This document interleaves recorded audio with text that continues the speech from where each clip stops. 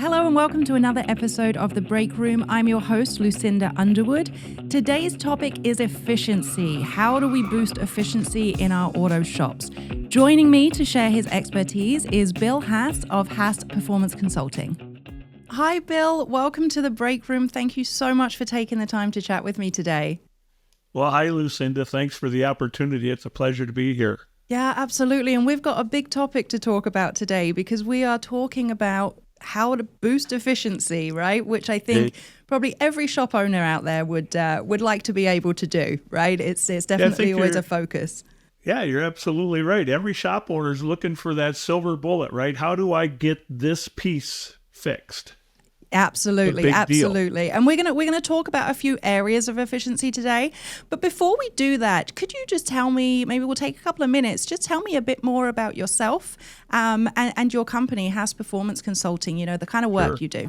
Be happy to. So Haas Performance Consulting has been in existence for about 13 years, and that actually comes from a very long career in the automotive service and repair industry. So my background goes to being a mechanic apprentice, actually working in a Lincoln Mercury dealership.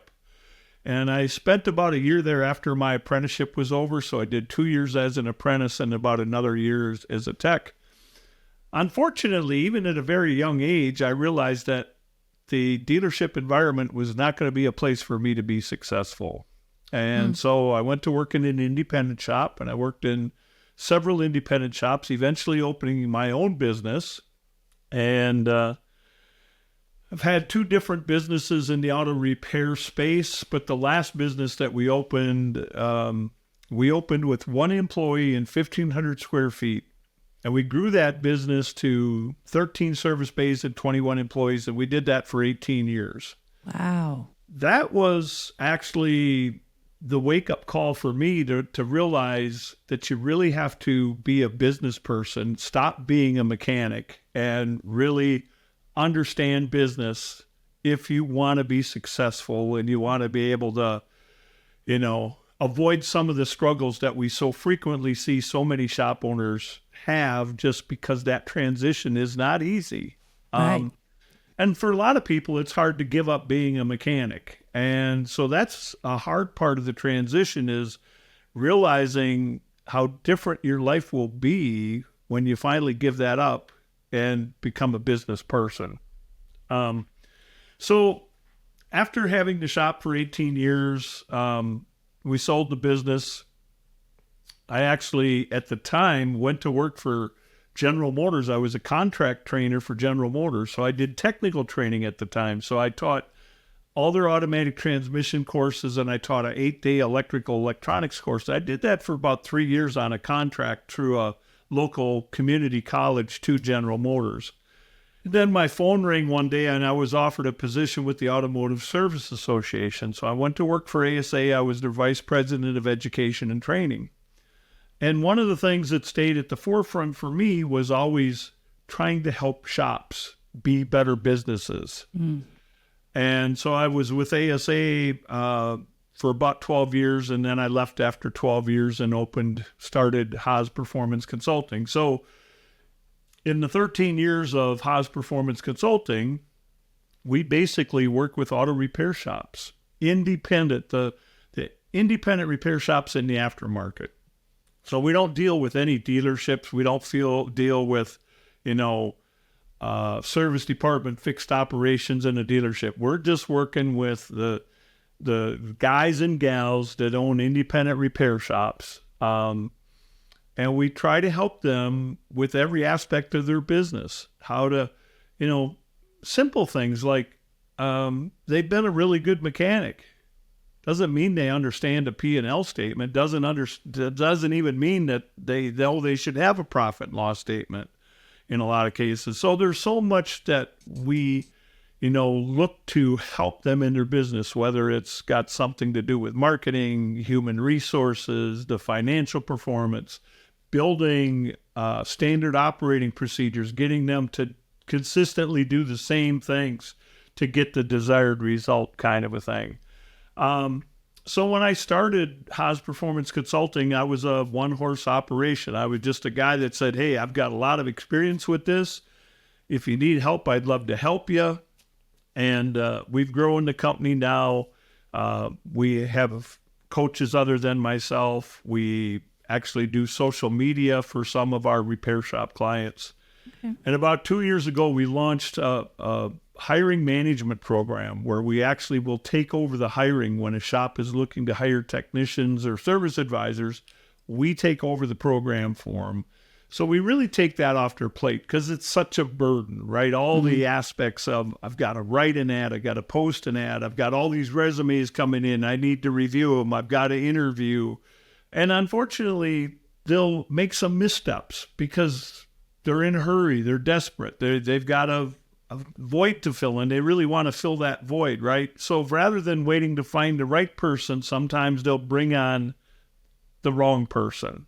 Right. And so that's been a big part of our business for the last 2 years. In addition to the coaching, is we do a lot of work with helping shops find technicians and service advisors. So yeah, it's so interesting. And like you say, I mean, that is a huge transition, isn't it? You know, to go from you know, the mechanic mindset to then learn everything involved in running a business. So, you know, yes, help is needed for sure. It is sure. needed. Absolutely. And that's great because I'm sure, you know, through your work, you have done a hell of a lot around efficiency, and that's what we're talking about today. Yeah.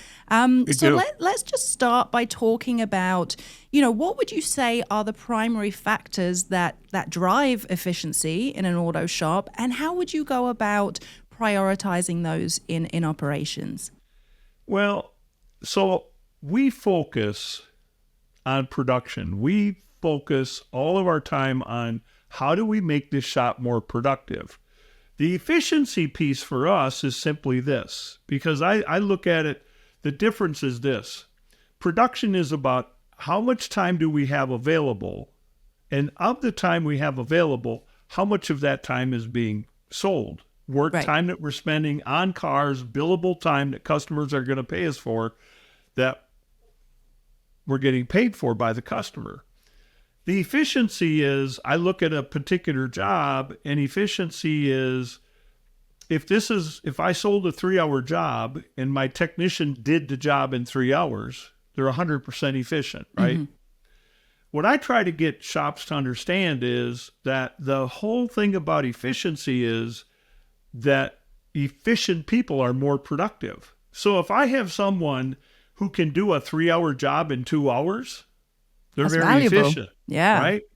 Well, what that also means is they'll be more productive because they now have that hour to be working on the next car. So that's kind of how I look at the whole efficiency production equation. And yes, we do want people efficient. We don't want anybody to take 5 hours to do 3 hours of work. That's very inefficient, right? Now, I'm not going to say that that'll never happen, because it will happen. And especially today, when we look at the workforce today, when we bring a young person in, maybe they're just out of tech school, or maybe even a year or two out of tech school, they really don't have the experience yet, and they're really working on developing their skill sets. And I think that's an area where we have to understand that we're going to give up some of the efficiency for them to develop those skill sets and to gain that experience. And I always caution shops to be very careful that if you start to put pressure on that young person about you didn't get it done fast enough, or you didn't do, we're just going to spoil the lot, right? They're just going to say, well, I don't think this is the career that I thought it was going to be. I really thought I was going to enjoy being in the shop and being around cars and working with car guys, car people.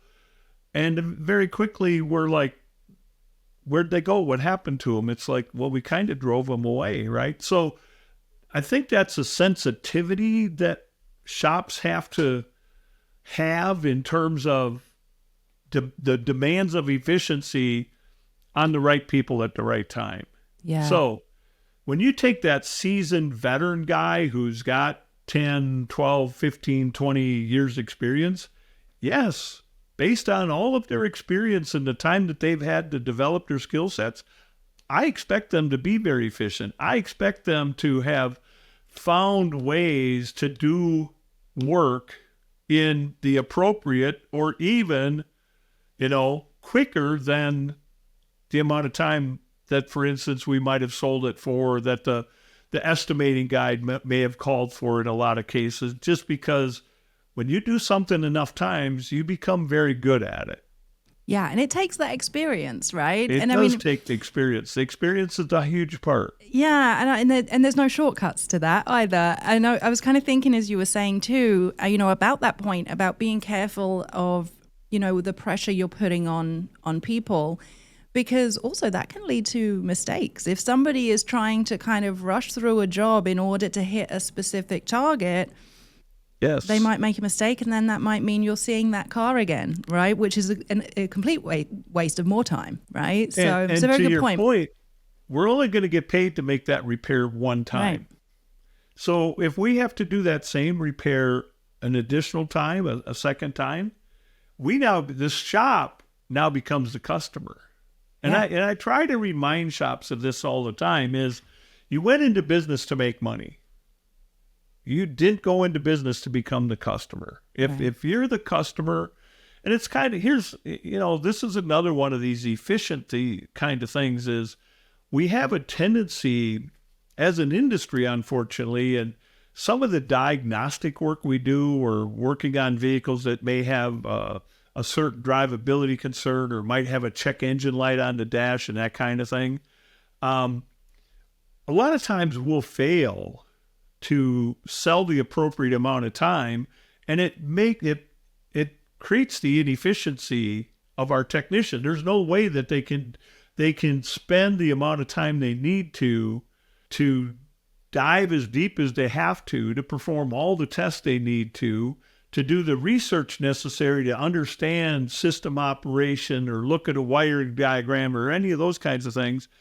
And that's something that I think, as an industry, we should just get off this idea that we have to be the hero. We don't have to be the hero. Being the hero to the customer should be, we found the real problem with your car and we can repair your car, versus, we can save you money. I don't think most consumers really come to the repair shop looking to save money to begin with. They look for, they want their problem fixed. Who can I have confidence in is going to do a good job and fix my car right the first time, right? And I don't want to buy any parts that I don't need. Right. Yeah, that's a big factor as well. And actually, just, what you were saying there is great, because it leads very nicely onto my next question, which is all about, what methods can be used when it comes to scheduling the appropriate amount of time, scheduling jobs, managing time efficiently, and really minimizing that downtime or wasted time. What would be some of your tips there? Well, for me, it would be understand how long it will take to either do this diagnostic or to make this repair. What we've been driving home for shops is there has to be a collaboration. And that collaboration has to happen between the technician and the service advisor. The person who's front facing with the customer needs to sell the work. So what we find a lot of times in shops is the technician can do a great job of understanding what's wrong with the car and telling the service advisor, this is what we need to do to repair the car. And that's all the information they give them. So now the service advisor's kind of left to their own devices to find an estimating guide or find some labor time published somewhere that says, well, if you do this job, it should take this long. In our system, we promote collaboration in terms of when the technician knows what's wrong with the car and they're developing the repair plan, that repair plan communication to the service advisor has to include their estimate of the amount of time it will take them to do the work. In other words, I want the technician based on my experience and what I know about this vehicle, because we have to remember the only person that really spent time with the vehicle was the technician, not the service advisor. So now the technician has the opportunity to say, there's a few things I have some concerns about with this car. Maybe it came from an area of the country that they deal with, bad weather, salt on the roads, and so there's corrosion and rust issues. Or maybe there's something to do with there's been aftermarket accessories installed on the vehicle that could affect the repair process. Maybe there's been previous repairs attempted to this vehicle that might affect the repair process. So what we have found is when we have that collaboration, now the technician is telling the advisor, it will take me X to perform that repair. Here's my repair plan. This is what I know, and this is how I know it, and this is the repair. And that repair will take me 5 hours, 4 hours, whatever the number is, it doesn't matter. But based on their knowledge and their experience, and along with that, here's a complete list of all the parts I will need to make that repair. Now my advisor's armed really well to do their job, because now they know how long the technician wants to do the job. They're going to check their labor estimating guide just to find out. And so here's the rule that we use for our shops is you get the labor time that the technician wants, and you get the labor time from the estimating guide, and we sell whichever's higher. Right. So if the book time is 4 hours and the tech told me he wanted 4.5, we're going to sell 4.5. Vice versa. If the tech said I want 4, but the book time is 4.5, we're going to sell 4.5. Mm-hmm. We're never going to shortchange our technician. And what it does is it creates a really positive culture, a very different environment in the shop. The other thing that I mentioned about the complete list of parts is when the advisor now has the complete list of parts and they're finding all the parts the technician wants to make this repair. This also has a lot to do with efficiency, because now part of this collaboration is once the estimate's been completed by the advisor, they go back to the technician to review the estimate and say, I am selling this much time. Here's all the parts. There's one last chance for the technician to look at this and say, wait a minute, I forgot about those 10 little washers I need for the valve cover bolts. Guess what? If we don't catch that now, when we find it typically at about 4:45 on Friday afternoon. And now we've got a technician who's going, hey, I still need those 10 little washers. And the advisor's saying, what 10? You never told me about 10 little washers. And so what did we just do to their efficiency? Right. Gone. It's out the window, because I'm dead in the water. I'm done working on this until you get me the rest of the parts I need. So that whole collaborative piece of this takes so much away from the negatives of why shops don't produce more and have technicians that are more efficient, and leads to, because there's a direct correlation between the efficiency in the shop and the profitability of the store. Absolutely. Yeah. And I mean, I was also thinking, listening to you to explain all of that, it shows the importance of that communication, right? Communication is everything, having those processes in place, but also how that impacts the customer and the customer experience too. Because if the service advisor is armed with all of the information, they can then manage the customer's expectations. There's no surprises. There's no, it's 4:45 on a Friday and your car's not ready. You're going to have a weekend without your car and come in on Monday. It saves so many of these issues that we see quite often. And I'm going to shift gears slightly. Still obviously talking about efficiency, but we live in a time of a lot of technological advances, automations, systems and things like that. Where does that stuff fit in? Where can we leverage technology, automation, those kind of things to also assist in boosting efficiency? Well, I think we could do it in terms of scheduling. So I think we can do a lot with automation or, some technology in terms of, I'll give you, here's a great example. And I I love think examples. Yes, go yeah, ahead. typically what happens is if Lucinda wants to get her car serviced, what does Lucinda do? She's going to call the repair shop and she's going to get a hold of the guy or gal, and it's like, hey, this is Lucinda. I need to get my car in. What we fail to recognize a lot of times when we talk about efficiencies is we're talking about the guys back in the shop, the guys and gals back in the shop that are doing the work. Well, guess what? That efficiency up front for our guys and gals that are answering the phone, providing all levels of customer service, writing estimates, selling work, all those kinds of things. If they're inefficient, that just slows down what's going on in the shop. Right. And so when you look at technology, you go, oh, wait a minute. Now there's these really cool tools out there that Lucinda could go online, or she could have an app on her phone, and she could set up her next appointment in her app on her phone, and she didn't have to call and talk to anybody. Yeah. That just allows the people in the store to be more efficient. Absolutely. And again, customer experience. I love it when I don't have to call and talk to somebody. I'm one of those people, right? I get it completely, right? I mean, my daughter and I, and so Sarah works with me, so we spend a lot of time through a lot of this stuff, and we do a lot of generational stuff. So I'm the boomer, and she's the millennial, and right, night day difference. I want to, I'd pick up the phone and let me talk to Joe, and and Sarah's like, nope, not gonna happen, right? Yeah, and she even makes examples of, she gets very irritated. She'll take her car in for service. They had moved to a new area, and so she went to a new shop, right? And so when she dropped her vehicle off, and during the intake, they asked her, typical name, address, phone number, and then one of their questions was, would you prefer that we call you or text you? What Sarah's answer is text me.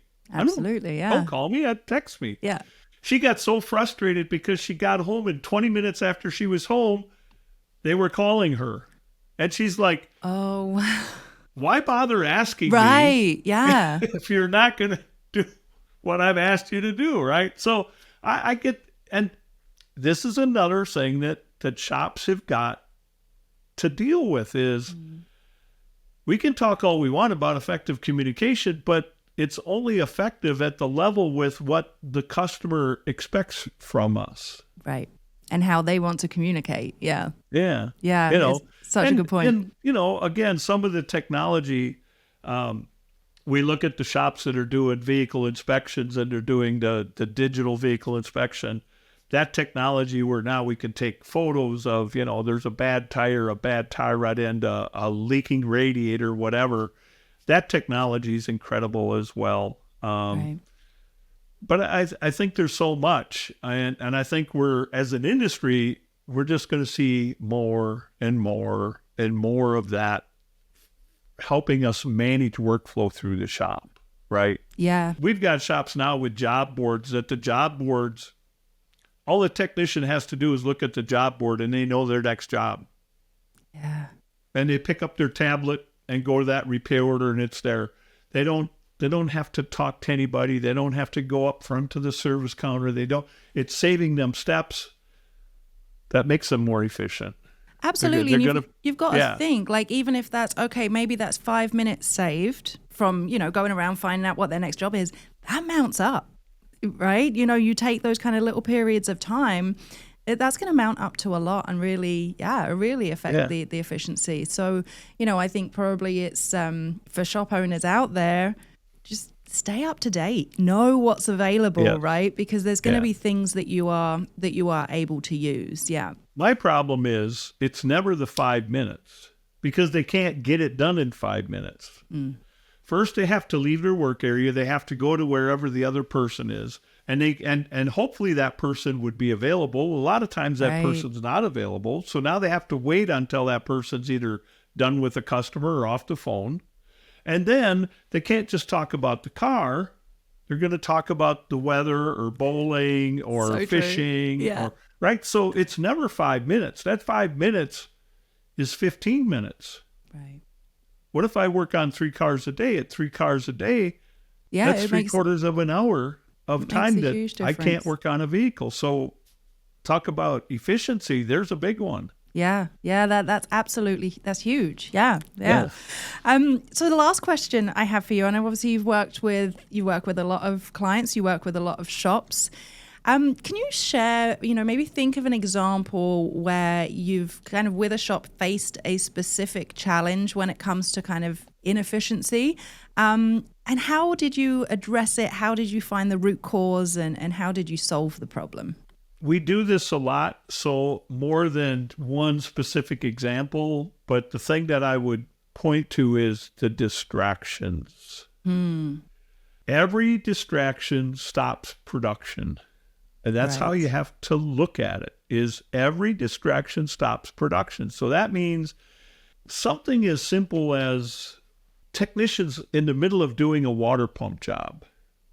And we stop them because our really good customer just came in for an oil change. And so I'm going to stop them. That becomes the distraction. The distraction is now stop in the middle of this repair job to go service this customer, bring in their car, do the oil change. And that's something we work on in every shop. We work on in every shop is assign the work to the technician and allow them to stay focused on the work and minimize, if we can't, eliminate all the distractions, because production will skyrocket once we get rid of the distractions and the interruptions. And I think those are probably the kind of things as well, specific distractions, like you say, they can be things that until you're kind of pushed to slow down and really think about it in that way, you probably don't even notice they're happening. So you don't really notice how much time you're losing. That's right? very true. And so what happens is you have to get the shop to use some of the technology that's available to them today. So for instance, we have so many great shop management systems. I mean, robust products. And so when we start working with the shop and we start looking at the inefficiencies and we see a particular technician who just, he's skilled, he's experienced, but yet he's just not producing the numbers we would expect him to see. And I've got a saying that I use that is so appropriate, because the shop will always defend what's going on by saying, but Bill, you don't understand. Everybody's busy. I mean, Bill, I look out in the shop or I look on my cameras, they're all doing something. Everybody's busy. What I like to remind people of is don't confuse activity with accomplishment. I love that. Okay. Yes. Love that phrase. Yeah. So now getting back, I guess I diverted a little bit, but getting back to the shop management system is what we find out is we're billing out the labor time, but we're actually not recording the labor time. So we're not asking our technicians to punch on and off of the jobs. Well, here's the thing. If we're not going to measure it, we won't be able to manage it. We have to be able to see, if we sold a 3-hour job, how long did it take the technician to do the 3-hour job? Did they get it done in 2.5 hours, 3 hours, 4.5 hours? And most shops can't tell you because they're just not having their technicians use the tool, okay? When you make that transition and you get where the shops are starting to use the tool, you find out where all the time's being wasted. Right. So when we look at the inefficiencies in the shop, there's 2 things we look for. The primary things are things we do that we don't get paid for. Or things we may do that we may be paid a different rate for. But the big one is things we do that we don't get paid for. And then we simply look at that and say, either start getting paid for it or stop doing it. Right. You have a choice. Right? And what we find a lot of times is we're doing things that we're not getting paid for because we've always done it. Yeah, that's how we've always done it. Yeah. It's some, it's some legacy thing that's carried over. Well, I bought the business, or, I took the business over from my dad, or I bought the business from the guy'd been in business for 40 years and that's how he did it. Well, this isn't 40 years ago. This is today, right? Right. And so once you start to make some of those changes, what happens to our efficiencies, right, is, well, we can see that we're generating revenue off the time that we're spending. So if we're doing things we're not getting paid for, either start getting paid for it or stop doing it. Right. And it's that first step of, awareness. You made a really good point there as well about, if you're not measuring it, you can't manage it. I absolutely agree with that. You really have to make sure you collect the data that you need so you can really see what's going on. Yeah. I love it. Now, we're almost at wrapping up time. This has been a fascinating conversation. Thank you so much for sharing your insights. Before we do wrap up, though, any final tips, anything we haven't covered that you would love to kind of speak to? I guess the thing for me today that I see with a lot of shop owners is do what you say you're going to do. It's what we find when employees are leaving businesses is because there were a lot of empty promises. I was told it was going to be different than the last place I worked. I told them when I came here that this was something I was looking for. And I'm not saying that that's an intentional thing, like we're going to make empty promises. They just end up being empty because we get busy. There's a lot of stuff going on. Maybe we're not good at delegating, so we try to take on too much ourselves. But just if you don't do anything else, just realize that the difference in your business with your customers, with your employees, with your vendor partners, suppliers, do what you said you were going to do. That's a golden rule right there, and what a great way to finish our conversation. Bill, thank you so much again for taking the time to chat with me. I learned a lot, so I'm sure everyone listening also picked up some great tips there. So really appreciate it, and thank you for joining us today. Thank you very much. I appreciate it. Thank you for watching this episode of The Break Room, driven by Shop Pros. To learn more about what Shop Pros can do for your business, check out shoppros.com. If you like this episode, please leave us a comment or a review, and don't forget to hit that subscribe button so you never miss an episode. The Break Room, where great automotive minds meet.